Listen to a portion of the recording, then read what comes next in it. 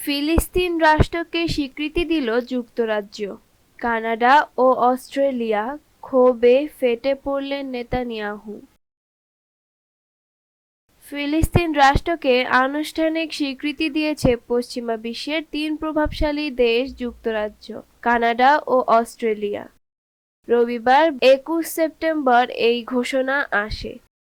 এই সিদ্ধান্তকে ফিলিস্তিন সহ বিশ্বের বিভিন্ন দেশ স্বাগত জানালেও ক্ষুব্ধ প্রতিক্রিয়া জানিয়েছে ইসরায়েলের প্রধানমন্ত্রী বেনিয়ামিন নেতানিয়াহু।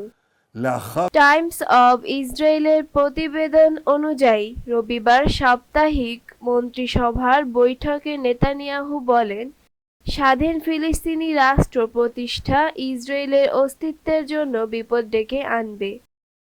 ফিলিস্তিন রাষ্ট্র কখনোই প্রতিষ্ঠিত হবে না। তিনি আরও বলেন, জাতিসংঘ সহ সব আন্তর্জাতিক প্ল্যাটফর্মে ইসরায়েল বিরোধী প্রচারণার বিরুদ্ধে লড়াই চালিয়ে যেতে হবে, কারণ ফিলিস্তিনি রাষ্ট্র গঠনের আহ্বান ইসরায়েলের নিরাপত্তার জন্য হুমকি এবং তা সন্ত্রাসবাদের পুরস্কার স্বরূপ কাজ করবে। নেতানিয়াহু জাতিসংঘে আসন্ন ভাষণে ইসরায়েলের অবস্থান তুলে ধরবেন বলেও জানান।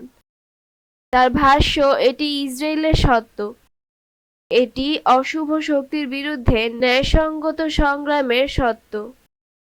প্রকৃত শান্তির জন্য আমাদের দৃষ্টিভঙ্গি হল শক্তির মাধ্যমে শান্তি।